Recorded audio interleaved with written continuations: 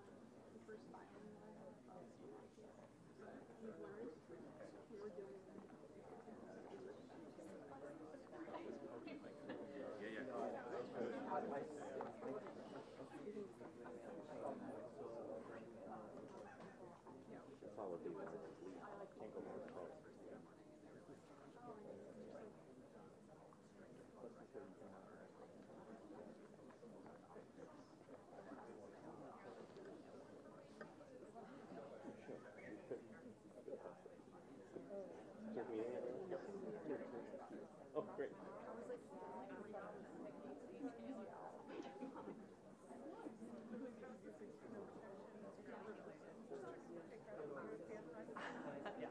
Stand up there. Just like slowly agile.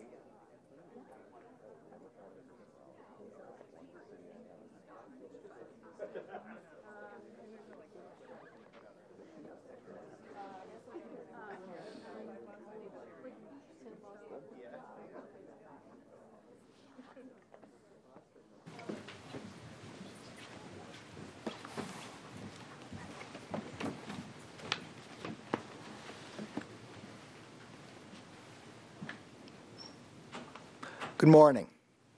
Over a century ago, Congress passed the Sherman Antitrust Act to protect competition in the marketplace. As the Supreme Court has explained, the, quote, central evil addressed by Section 1 of the Act is the elimination of competition that would otherwise exist, including competition on prices. When the Sherman Act was passed, an anti-competitive scheme might have looked like robber barons shaking hands at a secret meeting. Today, it looks like landlords using mathematical algorithms to align their rents. But antitrust law does not become obsolete simply because competitors find new ways to unlawfully act in concert.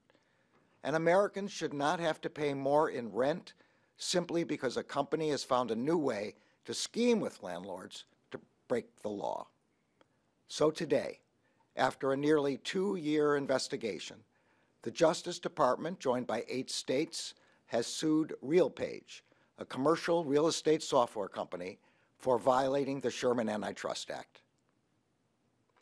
RealPage sells landlords what it calls, quote, revenue management software. We allege that this software is developed, marketed, and sold to enable landlords to sidestep vigorous competition in the rental market. Competing landlords agree to submit to RealPage on a daily basis their most sensitive, non-public information, including rental rates, lease terms, and projected vacancies.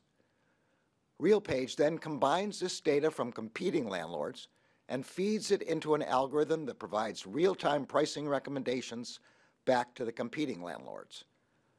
But as we allege, these are more than just recommendations. RealPage actively polices landlords' compliance with those recommendations. It also monitors landlords' other policies by, for example, trying to stop concessions that landlords use to attract or retain renters. A large number of landlords effectively agree to outsource their pricing decisions to RealPage by using a, quote, auto-accept setting, which effectively permits RealPage to determine the price a renter will pay. Landlords understand what their arrangement with RealPage gets them. As one said, quote, I always liked this product because your algorithm uses proprietary data from other subscribers to suggest rents and terms. That's classic price fixing, close quote. And RealPage understands what it's doing too. In advertising its service to landlords, RealPage frequently says that a, quote, rising tide raises all ships. As a RealPage vice president explained, this phrase means that, quote, there is greater good in everybody succeeding versus essentially trying to compete against one another. But essentially trying to compete against one another is what our free market economy is all about. And ensuring such competition is what our antitrust laws are all about. Americans spend more money on housing than any other expense. Tens of millions of Americans are renters, and almost half of those households spend close to a third of their hard-earned income on rent.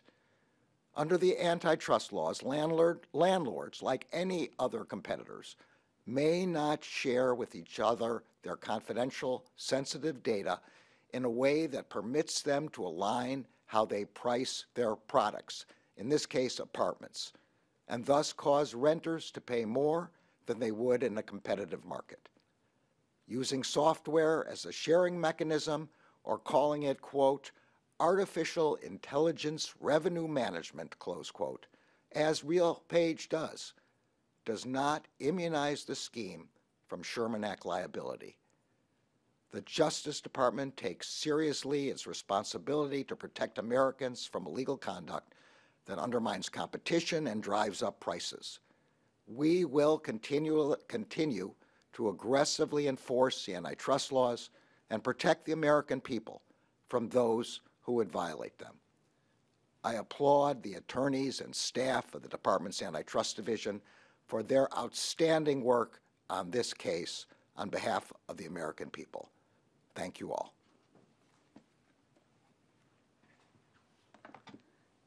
Good morning, everyone, and thank you, Mr. Attorney General.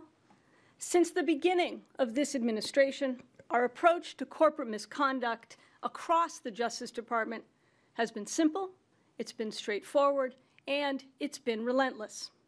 We identify the most serious wrongdoers, whether individuals or companies, and we focus our full energy on holding them accountable. Today's complaint against RealPage illustrates this strategy in action. In this country, we've had laws for over a century that promote healthy competition. And competition is the bedrock of our market economy, like how a strong foundation supports a house. When that competition, that foundation, is undermined, the house stands on shaky ground, compromising its stability and the security of those who live there. Today, we're seeing this phenomenon play out in our nation's rental housing market. As alleged in our complaint, RealPage is using technology to undermine competition in the rental market and to harm consumers in the process. By feeding sensitive data into a sophisticated algorithm, RealPage has found a modern way to violate a century-old law through systematic coordination of rental housing prices. Healthy competition in the rental housing market requires two key ingredients. The market must be dictated by open and honest competition among landlords, and renters must be able to negotiate prices with landlords without the specter of collusion to arrive at a fair deal for everyone involved. But RealPage has shut away those ingredients, changed the locks, and thrown away the keys. And they've done that by selling software to landlords, software that operates off an algorithm to drive pricing, among other things. As alleged, RealPage's systems rely on confidential and sensitive pricing data from landlords. They run this data through a machine learning model to set prices, then recommend them to landlords. And through this process, they enable landlords to avoid negotiating with tenants without concern that they'll be undercut by competitors. That's collusion, and that's against the law. Let's be clear. Algorithms don't operate in a law-free zone. After all, humans create them.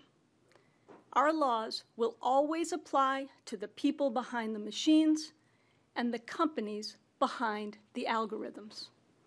This idea is core to how the department is addressing technology-enabled crimes, particularly those that employ artificial intelligence and machine learning.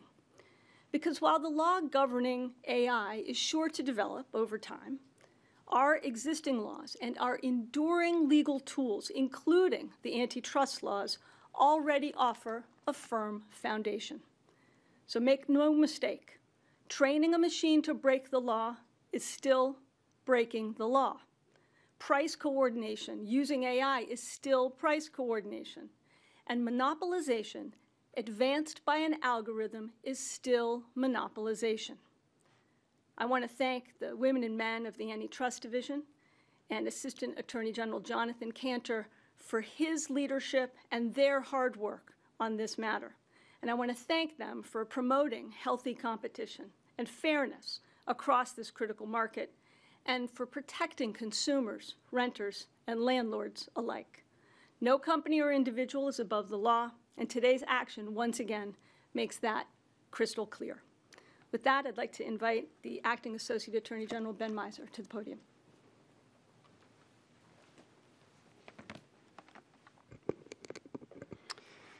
Thank you, Deputy Attorney General Monaco.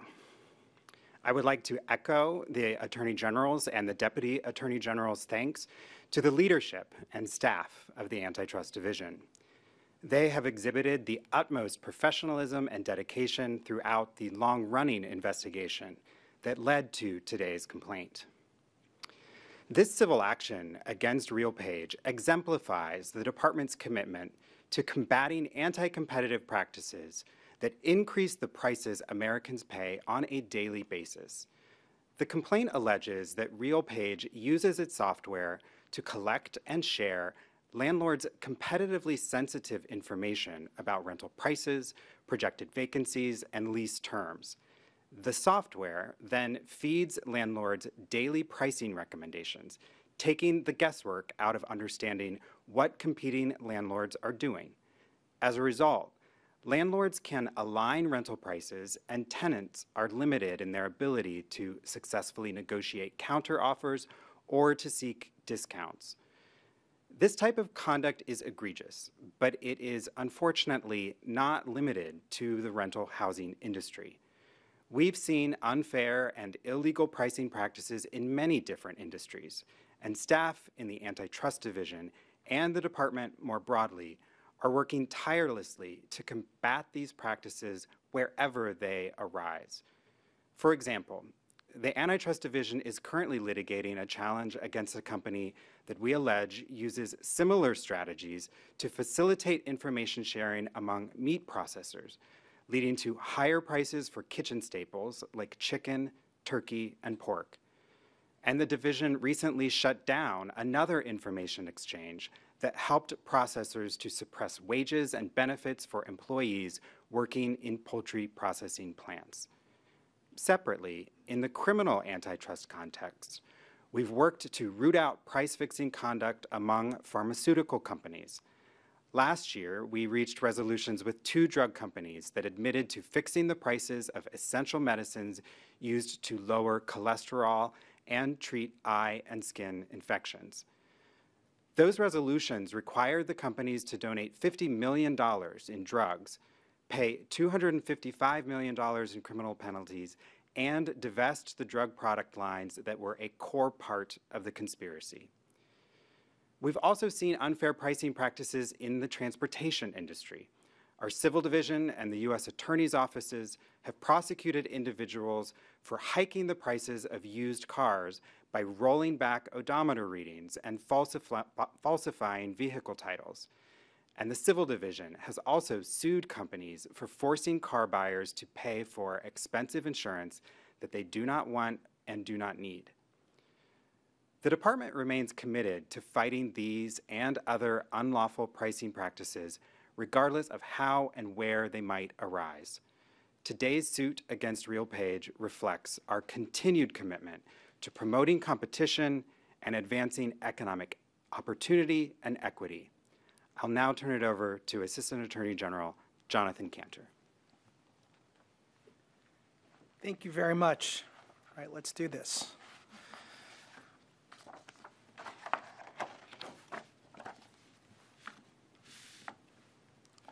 Renters deserve the benefits of vigorous competition. In prosperous times, that competition should limit rent hikes. In harder times, competition should bring down rent, making housing more affordable. RealPage has built a business out of frustrating the natural forces of vigorous competition. In the words of RealPage, a rising tide raises all ships. This is more than just marketing. It's literally the cost of housing for millions of Americans. For RealPage, that rising tide of rents means more profits. For landlords, that rising tide means more revenues from higher rents. But renters are the ones left to pay the price. For renters, that rising tide means less money for food, health care, child care, and education.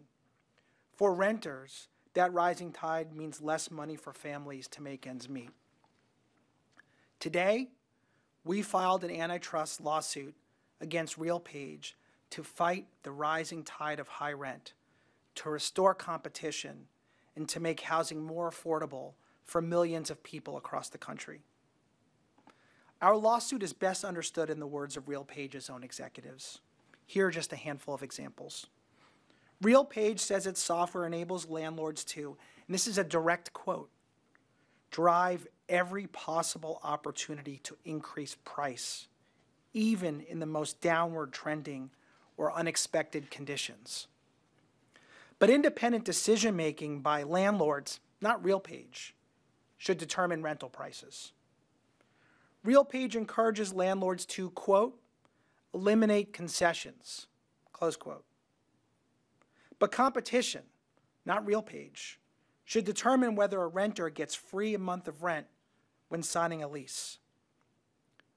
RealPage tells landlords that it would prefer, again another direct quote, everybody succeeding versus essentially trying to compete against one another in a way that actually keeps the entire industry down. But that's not how free markets work. Competition among landlords, not RealPage, should determine prices for renters in our free market system. And when a landlord asked a RealPage executive, who are your competitors? The response from the executive was, and I quote, our revenue management solution does not have any true competitors, close quote. But honest businesses should not have to break the law just to compete with RealPage and its monopoly.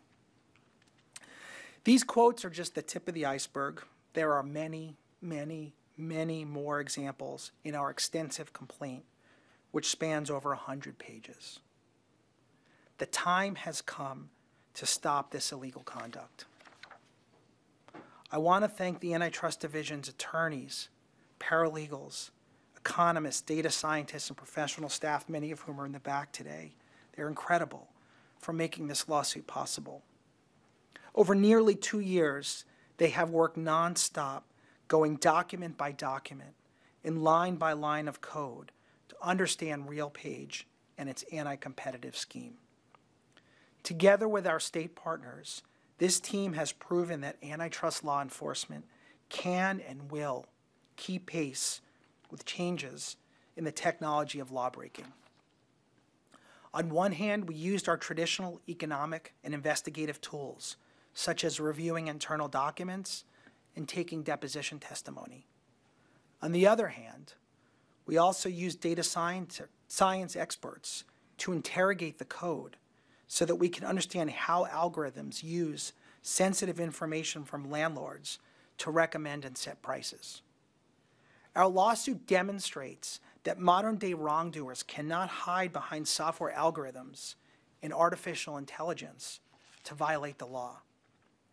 Throughout this investigation, we learned that the modern machinery of algorithms and AI can be even more effective than the smoke-filled rooms of the past. You don't need a PhD to know that algorithms can make coordination among competitors easier. Algorithms process far more information far more rapidly than humans ever could. The technical capabilities of software can enhance a competitor's ability to extract gains, tip the market in favor of monopolies, and undermine the competitive process. While these modern technologies might have been unimaginable in 1890 when Congress passed the Sherman Act, Congress knew then what we still know is true today. A restraint of trade is still a restraint of trade. And monopolization is still monopolization. The antitrust laws had something to say about it then, and the antitrust laws have something to say about it now. And let me be extremely clear. When companies use artificial intelligence to set artificially high prices, the antitrust laws have something to say about that too. We are joined in sending this important message by the attorneys general and their terrific staffs from North Carolina, California, Colorado, Connecticut, Minnesota, Oregon, Tennessee, and Washington. We are honored to stand with them to protect competition on behalf of American renters. Thank you.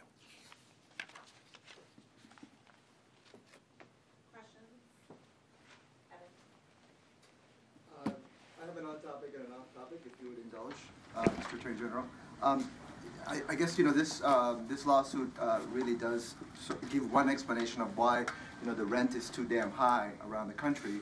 I'm wondering whether your investigation is still ongoing as far as the landlords and their complicity with using this software. Obviously, without them, it doesn't work. And I'm wondering if people looking at this lawsuit would wonder. Why aren't they part of the relief being sought here? And I don't know if you want my off topic right now, or No, let's do one at a time. Okay. Jonathan may not want to answer your off topic, so. Okay. You're right. Everybody knows the rent is too damn high, and we allege this is one of the reasons why. When companies, and in this case landlords, use a software tool to facilitate cooperation with respect to rents, they violate the antitrust laws. They make rents higher than they would otherwise be, and they prevent rents from going down. This same process can be used in other industries. I think Ben Miser talked about a number of industries in which we're looking at the same kinds of problems, and these investigations are really the heart of antitrust. I'll give Jonathan a chance to say some more. I can only speak to the four corners of our complaint, which focuses on the anti-competitive conduct of RealPage, but also has extensive information about how landlords have used the RealPage software in order to distort the competitive process for rental prices. Beyond that, I can't comment on any further investigations. Off topic. And my off topic, there was a report recently, just the last few days, about the Deputy Attorney General reaching out to White House officials to say that she would have handled the investigation into the president's handling of classified documents differently from the way you handled it. And I wondered whether you were, the Deputy Attorney General would like to address that and whether that's true. All right, let me begin. Lisa and I have worked together now for many years. She's been an enormously successful counsel to me on this, and we have seen eye to eye really on everything. She's told me that she's never said anything like this to anyone, and of course, I believe her. But Lisa, if you want to speak some more. Statement was issued on this, and while we don't comment on recusals, it would be completely inappropriate to do so. Got nothing to add to the statement, and of course, I don't disagree with the Attorney General with what he just said. Great. Scott. Yeah, thank you. Mr. Attorney General, you've had this remarkably successful historic prosecution from the Capitol siege. You had these grand juries indict 1,500 people. Your jury trial record, I think, is perfect. What do you make of this pledge in the election to pardon everybody you've prosecuted? Look, we've prosecuted people we believe are responsible for an attack on the Capitol and a threat to the peaceful transfer of power. The convictions indicate that both juries and judges have agreed with our charges. Pardons are another matter, and I really don't have anything to say about that. Alex. One on topic and off topic. You mentioned that Americans spend more on housing than any other expense. Is there a dollar figure that is accompanying this lawsuit that you assess that renters were directly harmed? I mean, is there any macro impact that this may have actually had an impact on inflation in recent years? I'm going to let Jonathan answer that specific question. Sure. There's extensive information in our complaint about the impact of the RealPage software and the usage by landlords. Our complaint explains that RealPage has over 3 million units nationwide that use the software at issue in our complaint. We talk about how it uses confidential information, competitively sensitive information from over 16 million units across the country, and that RealPage's market penetration in the markets that we discuss in our complaint range from 30% to 60% and even higher by bedroom count. The impact of the conduct is substantial, and we detail that in extensive detail, expansive detail, and throughout our complaint.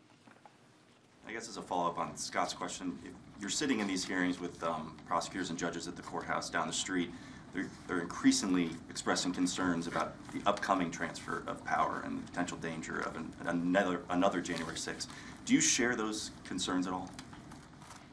I think our prosecutions have made clear what we think about people who try to interfere with the peaceful transfer of power, which is an essential and fundamental element of our democracy. I quibble about whether we have 1,500 or slightly less than 1,500, but we have way more than 1,400 now prosecutions, and we have a substantial number of convictions. I think that's shown to everybody how seriously we take an effort to interfere with the peaceful transfer of power. The last January 6th, the coming January 6th, and every January 6th after that. I want to make clear to anybody who is thinking about interfering with that, they can see what we've done with respect to the January 6th prosecutions, and the Justice Department will continue to protect our democracy. Last question, Jason. We learned today that 5 Secret Service agents who were associated with the Butler rally were put on administrative leave. First of all, do you have a reaction to that? And secondly, could there be any criminal charges? Can anyone face criminal charges because of the security failure that day? I don't know anything about the particular disciplinary actions that are being taken. I think the most that I can say is what the Secretary of the Department of Homeland Security and the Acting Director of the Secret Service have said, which is this was a security failure, and that there is both an internal and an external independent investigation of what happened that the Secretary of Transportation has set up, and there's a congressional task force on the same subject. Hopefully and I know that they will provide lessons learned to prevent such a failure from happening in the future. Great, thank you, everyone. Thank you. Thanks.